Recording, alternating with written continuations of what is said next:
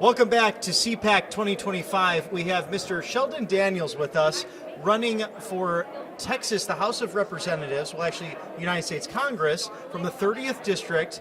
You're going up against someone very important who's been in the news lately. I am. So Jasmine Crockett has made a name for herself here recently as a firebrand of the Democratic Party. It's clear that she's got her sights set much higher than where she's at now, which is why I'm running, because the people of TX30 are feeling very neglected by our current representative. And Ms. Crockett, they've been really putting her on the mainstream media sources really as the number one opponent to President Trump's policies, seemingly. And how has she really, I guess, ignored her district back home? Well, first of all, she tries to portray our district as a African-American monolith, when in reality the numbers show that TX30 is one of the most diverse districts in America. Hardworking families, small businesses are the backbone of our district, and she does not fight for them. Just point blank, period. And so we're feeling neglected because she votes wrong on everything. We expect her to just take common sense ideas to Capitol Hill. But for example, she says that she fights for women and children. However, when she was given an opportunity to vote to deport people who rape and murder and abuse children, and they came here illegally, she voted to keep them here. And that's just one example of, you're given a common sense opportunity to do right by us, and you always choose the wrong thing. And Sheldon, what has interested you in getting involved in politics to run for the U.S. House? Are there specific issues that you are looking to tackle, not Absolutely. only for your district, but nationally as well? Yeah, absolutely. So a little bit about myself. I'm an attorney. I'm a U.S. Army veteran. I'm a dad. I'm a husband.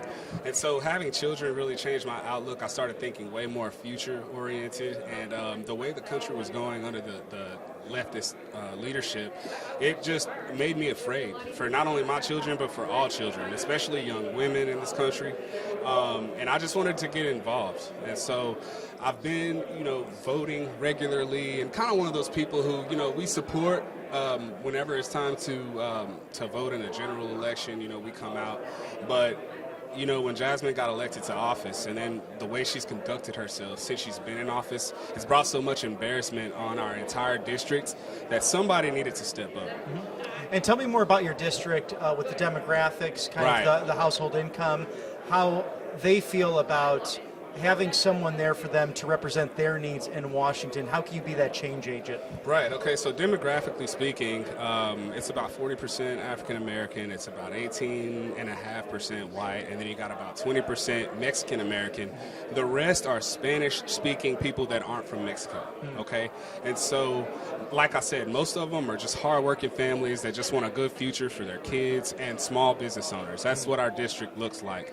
And so when you talk about common sense policies, at least when I do, when I say I'm making common sense cool again, I'm talking lower taxes, okay? I'm talking empowering small businesses. I'm talking about securing our borders to protect our communities, right? Jasmine seems to just have the wrong take on all these very basic conservative issues. And to me, it's a common sense deal, and I like to say common sense because common sense is nonpartisan, right? We may have had a lack of common sense in Washington for a long time, but with President Trump coming in, right, it's coming back, and you have a lot of people like me who want to get involved in the conservative movement, the MAGA movement. It's very welcoming, contrary to how the media tries to portray it, and I'm trying to lead that charge to not only beat Jasmine Crockett, but I want to grow the party, and I want to welcome more people into the conservative movement. Right, and how has illegal immigration really had a negative effect on your district? So I'm from Texas, obviously. We're on the front lines of illegal immigration, and the effect on our district is public safety first and foremost. You have people who are completely unaccountable to our legal system. For example, I have a cousin who was hit in a hit and run, killed, and the girl who did it was an illegal immigrant, and all she did was pack up her bags overnight and go back to Mexico, and they still have not found her. Wow. That hit home for me, okay? And so the illegal immigration issue became a very hot button issue in my family and in my community. He had 9 children that he supported and took care of. He's a good, hard-working man. His life was taken by someone who shouldn't even have been here, driving intoxicated, and she faces zero accountability. And the Democrats want to keep doing that. right? It's such preventable crime that's taken place, because any time, and we're so sorry for your loss, that could be a tragedy, but it's the government not following through on laws on the books that create those situations, whether it be with your cousin or whether it be with Lake and Riley, Rachel Morin. The list goes on and on. Exactly. And, my stance is this: there's no country on earth that can survive without securing its borders. Period. Right. I don't understand the argument of just having our borders be wide open. Right, exactly. Because we've seen in the fentanyl crisis, on top of that, which has taken more lives than even the Vietnam conflict. It's hard to really put into words how sad this is, and many of us either know someone personally or know of someone. Right. The House majority very slim right now, so what kind of difference would it make if you're able to flip this in 2026? It's going to make a huge difference. Not only will, our friends who are fighting the Good Fight Freedom Caucus have a new teammate, right?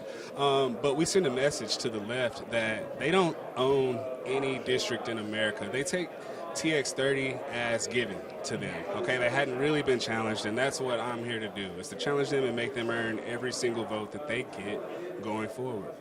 And for the viewers at home, where is TX30 specifically? So my district covers downtown Dallas all the way to the southern limit of Dallas County, and it wraps up around Love Field Airport area, if you're familiar with Dallas. Oh, absolutely. I'm a big DFW fan. My brother is a graduate of Texas Christian University. Go Frogs. Yes, so sir. Yes, sir. We have a lot of fun with that, and it's a wonderful place to visit. So please go there, go to conferences, spend your money in the area, because always a wonderful time to visit DFW. What's your hope as well for the next generation, being a young person, a father and a husband, seeking to serve his community? My hope is for these young people to realize what's at stake. Okay, so for example, in my race, it's not just me versus Jasmine. It's not just left versus right. This is really a battle for the soul of Texas. Okay, this district, if we win this deal, when we win this deal, it's going to have a ripple effect. I think it's going to be that final nail in the coffin. It's just, for so long in my district, we hadn't even had a conservative candidate. Right? And so me running, and launching a significant and a serious campaign against someone that they consider to be a Democratic darling, that in and of itself sends a message. And then when we beat her in 2026, it's going to make it difficult for them to sell these lies around the world. Oh, absolutely. Now, Sholdon, where can we find you, and where can people donate to your campaign?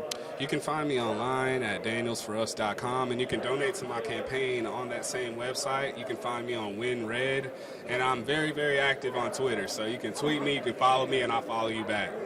Sholdon Daniels, Texas 30, running for the United States House of Representatives. Sir, thank you so much. Please come back to the network. We'd love to hear updates on the race. Thank you so much for having me. Yes, sir. God bless. All right.